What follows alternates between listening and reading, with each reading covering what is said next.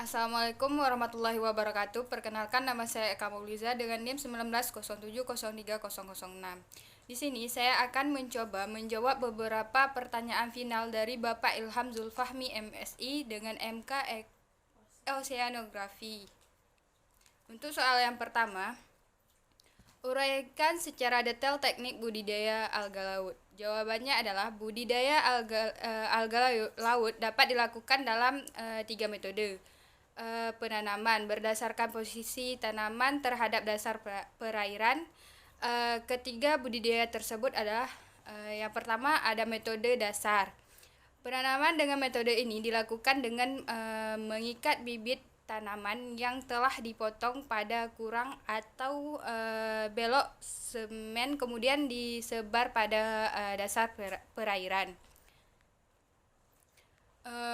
Yang kedua, metode lepas dasar. Metode ini dapat dilakukan pada dasar perairan yang terdiri dari pasir, sehingga mudah untuk menancapkan patok atau pacang. Metode ini sulit dilakukan pada dasar perairan yang berkarang. Bibit diikat dengan tali rafia yang kemudian diikat pada tali plastik yang direntangkan pada pokok kayu atau bambu. Jarak antara dasar perairan dengan bibit yang akan dilakukan berkisar antara 20 sampai 30 cm. Bibit yang akan ditanam berukuran 100 sampai 150 gram dengan jarak tanaman 20 sampai 25 cm. Penanaman dapat pula dilakukan dengan jaring yang berukuran 2,5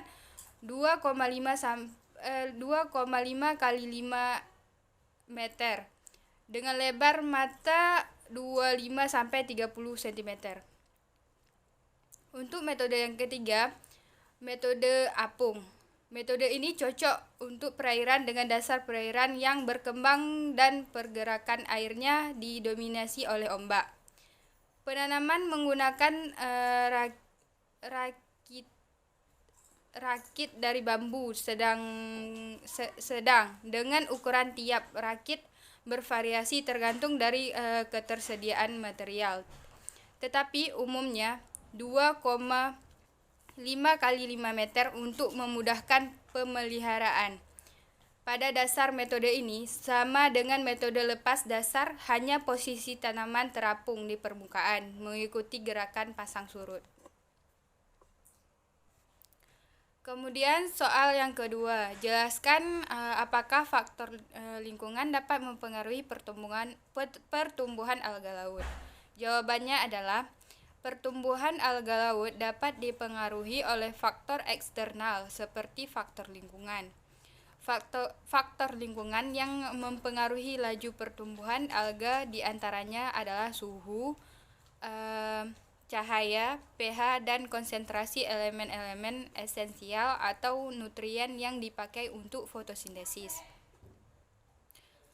Untuk soal yang ketiga adalah apakah dampak pencemaran lingkungan terhadap reproduksi bentos laut.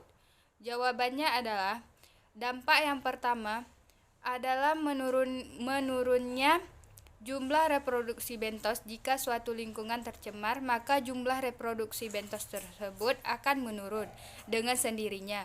Yang dampak yang kedua adalah migrasi bentos. Suatu lingkungan tercemar akan mempengaruhi dari segi reproduksi bentos dan migrasi bentos, sehingga jumlah bentos yang ada di perairan tercemar tersebut secara berangsur akan berkurang karena bentuk tersebut mencari lingkungan yang baik untuk pertumbuhan dan reproduksinya.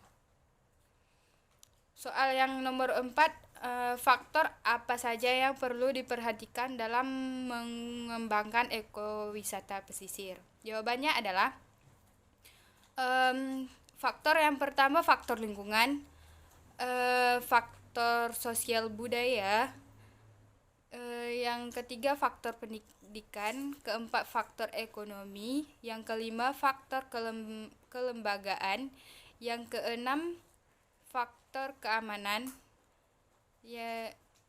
dan yang ketujuh ada faktor fasilitas.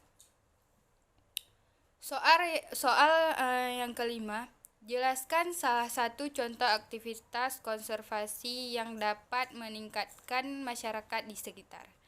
Jawabannya adalah upaya konservasi satwa langka di Indonesia agar tidak punah, memberikan edukasi dan sosialisasi, mendukung upaya pelestarian lingkungan, membuat penangkaran, membuat papan larangan, melaporkan orang yang berburu satwa langka, dan hindari transaksi binatang langka. Cukup sekian, lebih dan kurang saya mohon maaf. Wassalamualaikum warahmatullahi wabarakatuh.